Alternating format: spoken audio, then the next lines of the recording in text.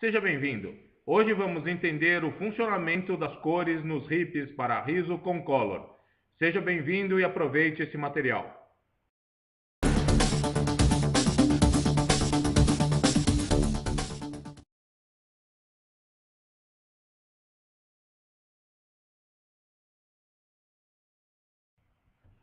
Vamos conhecer um pouquinho de cada um dos HIPs para Riso Concolor.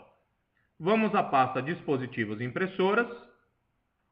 Aí já temos instalado o HIP GDI e também instalado o HIP IS900. Vamos selecionar o IS900, clicar com o botão direito do mouse e ir em Preferências de impressão. Vamos fazer a mesma coisa para o HIP GDI, botão direito, Preferências de impressão.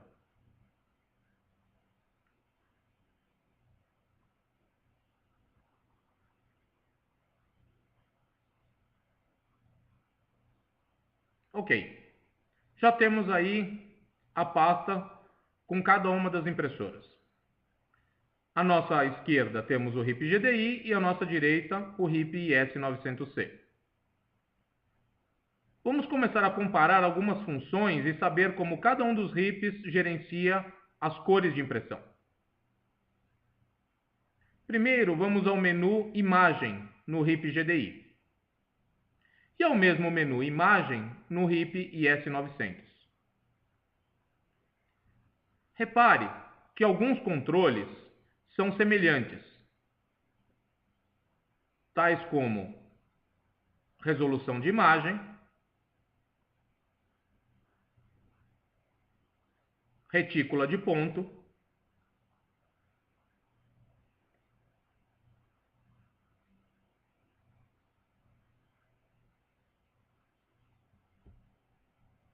mas nos chama a atenção que existe um controle para cada um dos canais CMYK no HIP IS900. Repare como esses canais afetam o preview da imagem do lado direito.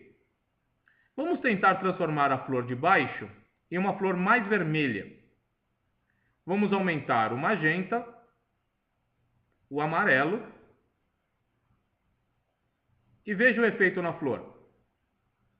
Podemos também aumentar as sombras no fundo da imagem, deixá-las mais fortes, aumentando o preto. Veja o resultado. O mesmo controle eu não tenho de forma tão clara no GDI, mas existe algo semelhante.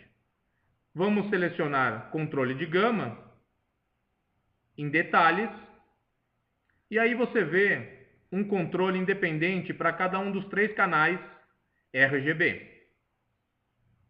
Opa, já vimos uma informação importante agora. No HIP GDI controlamos os canais RGB. No HIP IS900 controlamos CMYK. Então temos 2 sistemas de cores diferentes para cada um dos HIPs. O HIP GDI trabalha apenas com 3 cores.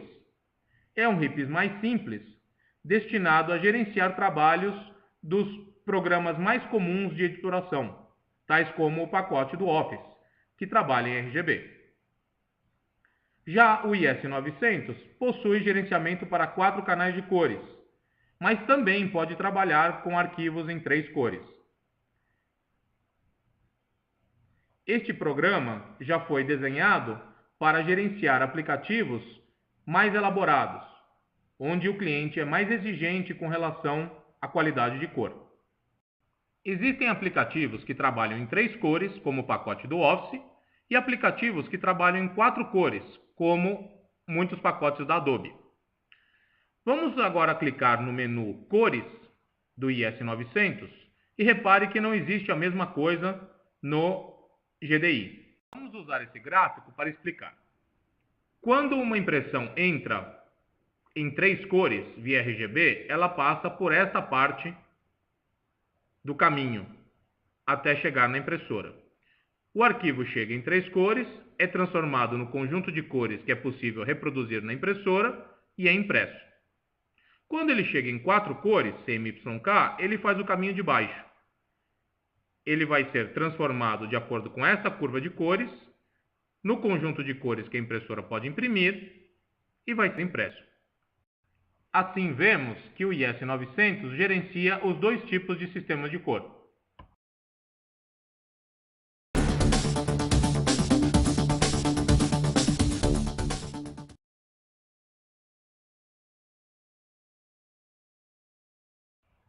Vamos nos concentrar agora apenas no IS-900C e saber como identificar qual o sistema de cores do arquivo que você está imprimindo. Não basta apenas saber o tipo de arquivo. Ele pode ser um PDF, mas foi criado no Word e trabalha em 3 cores, ou foi criado num software da Adobe que trabalha em 4 cores. Vamos tentar então entender a primeira parte do gráfico por RGB e a segunda parte por CMYK. Como não sei identificar qual o sistema de cores do meu arquivo, vamos desligar o perfil para RGB e desligar o perfil para CMYK. Desta maneira, nenhuma das curvas está sendo usada, o arquivo está sendo transferido diretamente para a impressora. Faça uma impressão desta maneira. Depois, faça uma segunda impressão ligando apenas a curva de cores para o sistema RGB. Se essa segunda impressão mudar com relação à primeira, é porque o arquivo está usando sistemas RGB e a curva de cores teve efeito. Caso contrário, desligue a curva RGB, ligue a CMYK e faça uma terceira impressão. Se esta mudar em relação à primeira, é porque o arquivo está sendo impresso através da curva CMYK. Pronto, agora já identificamos em qual sistema nosso arquivo foi montado. Já ficou mais fácil de poder gerenciar as cores desse arquivo. Vamos supor que o nosso arquivo está sendo impresso através do sistema CMYK.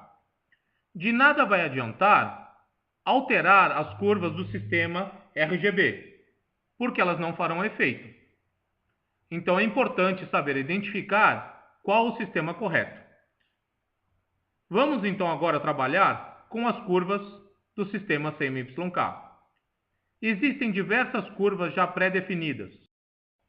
Mesmo sem possuir os pacotes profissional ou avançado, você já conta com essas curvas de cores pré-carregadas. Você pode selecionar uma delas no sistema CMYK e fazer uma impressão. Num documento de diversas páginas, escolha a página que represente melhor o tipo de trabalho que você está imprimindo. Imprima apenas essa página. Selecione uma segunda curva e imprima novamente a página. E assim por diante. Sei que pode parecer um trabalho repetitivo e demorado, mas com a prática você conseguirá definir rapidamente qual a melhor curva para os seus trabalhos. Pronto, você já começou a gerenciar as cores sem ainda conhecer tanto sobre o equipamento. Foi fácil, não foi?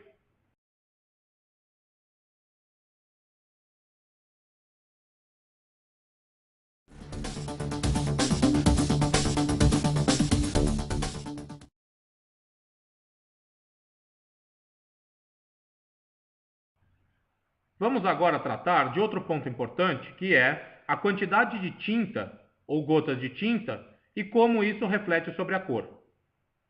Você vê esse controle que está no menu Cores. Antigamente ele ficava no menu Imagem. Você possui ajustes entre 7 gotas de tinta por ponto da imagem até uma, ou ainda automático. Mas o que quer dizer esse automático? Vamos ao menu Básico, na seleção de papel. Alguma coisa deve informar para a máquina ou para o driver o que quer dizer esse automático. Poucos usuários sabem que, dependendo da escolha do papel, você está aumentando ou diminuindo a quantidade de tinta colocada na imagem. Quanto maior a seleção do papel indo na direção de cartão jato de tinta, você aumenta a quantidade de tinta sobre o papel. O menor ajuste seria para papel comum, onde a imagem receberá menor quantidade de tinta.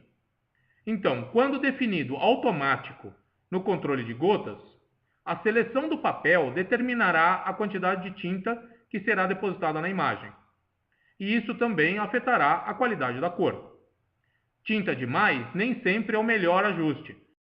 Se o papel não possuir capacidade de absorver toda essa tinta, sua imagem irá virar um borrão. Veja, o espaço de cores que é possível reproduzir no equipamento, na impressora, está baseado na combinação da quantidade de gotas por ponto que pode ser impressa. Assim, quanto maior a quantidade de gotas por ponto, maior a combinação de cores que pode ser feita, e melhor será a sua imagem. Entretanto, se essa combinação de cores não for feita da maneira adequada, na retícula planejada, e virar um borrão, você não terá uma melhoria na qualidade, e sim uma imagem pior. Então, para determinados tipos de papel, é necessário determinar até que ponto você pode depositar tinta sobre ele. Assim, inicie com uma quantidade de tinta não muito alta, entre 3 e 4 gotas, e vá aumentando essa quantidade de tinta conforme você percebe que o papel aceite.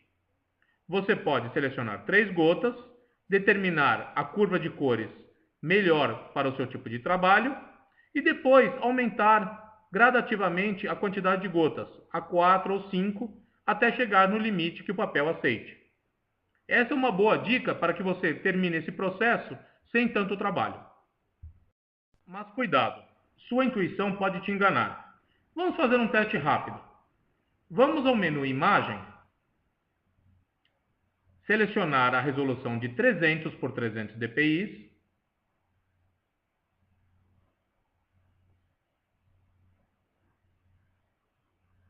e vamos no menu Cor, selecionar 5 gotas por ponto de imagem. Ok? 300 dpi com 5 gotas. Qual configuração depositará mais tinta sobre o papel? 300 por 300 dpi a 5 gotas ou esta última, 300 por 600 a 3 gotas? Cuidado com sua intuição. Vamos fazer algumas contas. Na imagem, se você tem 300 por 600 dpi, o primeiro número é igual, mas o segundo número é o dobro.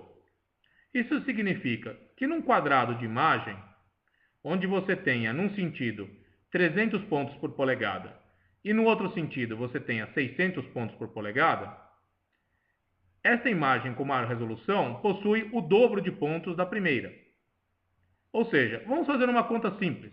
Vamos imaginar que nesse quadradinho de imagem nós tivéssemos 10 pontos na resolução de 300 por 300 dpi. As 5 gotas são 10 por 5, são 50 gotas de tinta nesse quadradinho. Se tivermos o dobro da resolução, 300 por 600, não são mais 10 pontos, são 20 pontos nesse quadradinho. E 20 pontos multiplicado por 3 gotas são 60 gotas.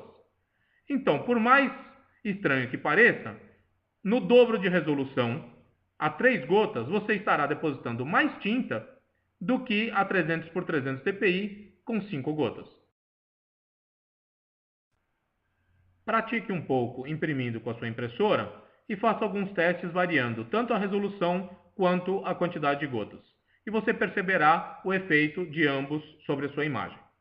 Evite por hora trabalhar com os ajustes de brilho e contraste. Eles são um pouco mais complexos de se entender e mais sensíveis para usuários com pouca experiência.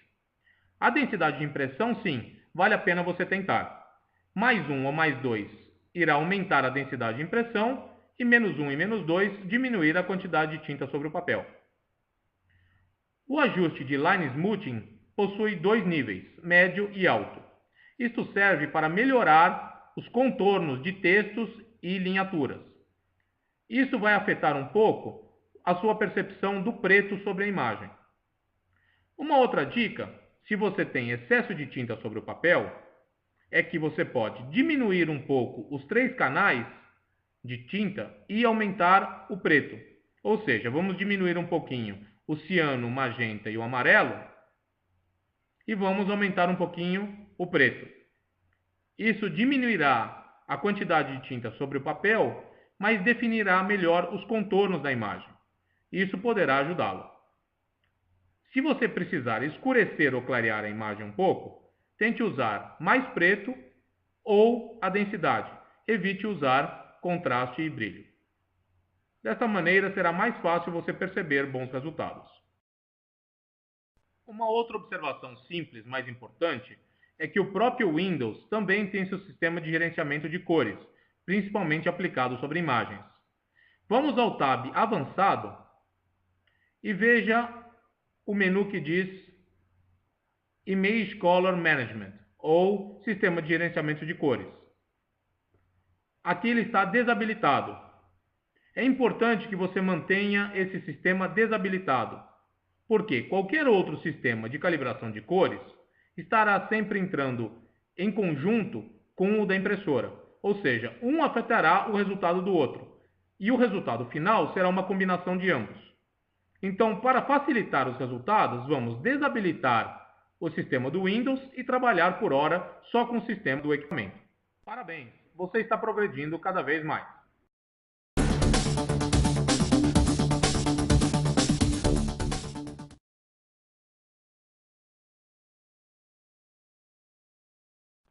Vamos olhar um pouco mais de perto agora as configurações no RIP GDI. Já vimos que temos a função Line Smoothing, que melhora o contorno dos textos e elementos vetoriais, o controle de gama, que permite ajustar cada um dos canais RGB, e ainda controles de brilho, cromo e contraste, que por hora não vamos abordar. Note que não existe um tab referente a cores, como no IS-900. Vamos olhar rapidamente os outros tabs e destacar alguns pontos importantes.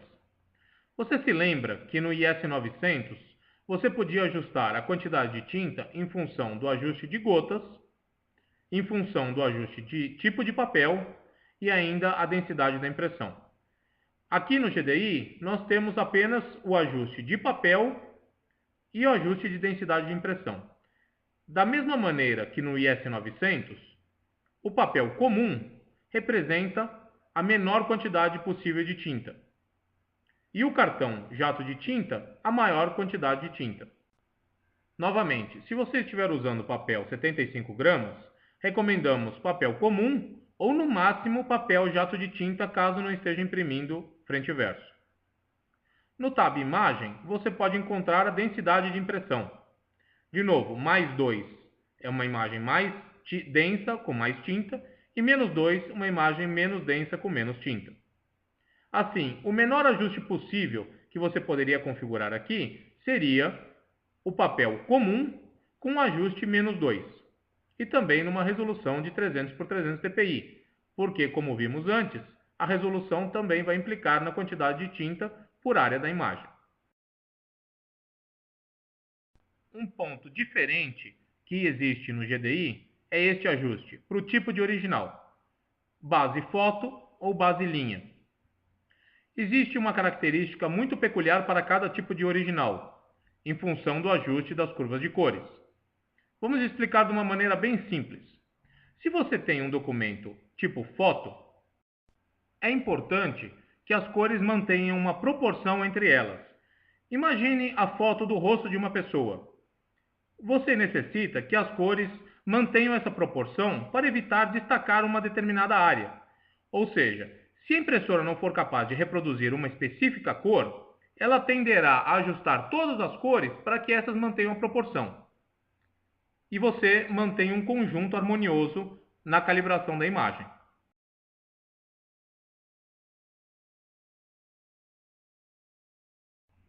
Se temos um original base linha, por exemplo, um gráfico com várias barras de cores diferentes, a impressora tentará reproduzir esse gráfico da maneira mais exata possível, cor a cor.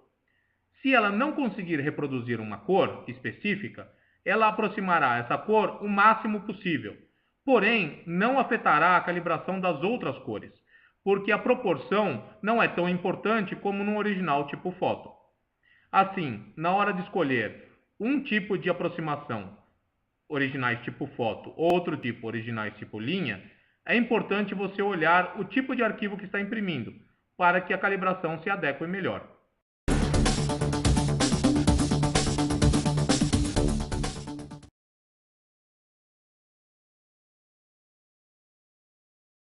Uma situação bem comum que deverá ocorrer é tentar aproximar-se o máximo possível de um tom específico, por exemplo, a cor do logo de um cliente. Para isso, recomendamos uma tabela de cores a ser impressa, construída dessa maneira. Veja, aqui temos um conjunto de quadradinhos com uma variação num dos eixos de 0 a 100% de magenta. No outro eixo temos ciano, variando de 0 a 100%, com variações de 5% no início e 10% depois. Vamos ver um exemplo. Esse quadradinho tem 5% de magenta, 5% de ciano. Vamos tomar outro exemplo. Por exemplo, este.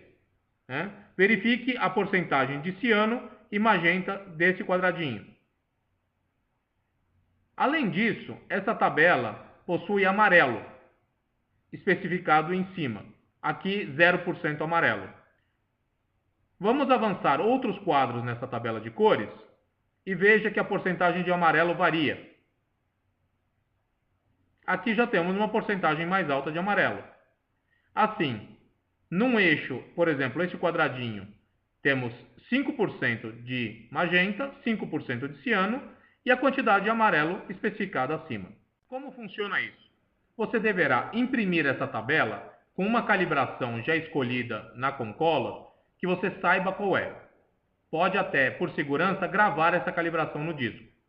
Após impressa essa tabela, você, com a tabela em papel, irá comparar cada uma desses quadros individuais com a cor que você deseja aproximar-se.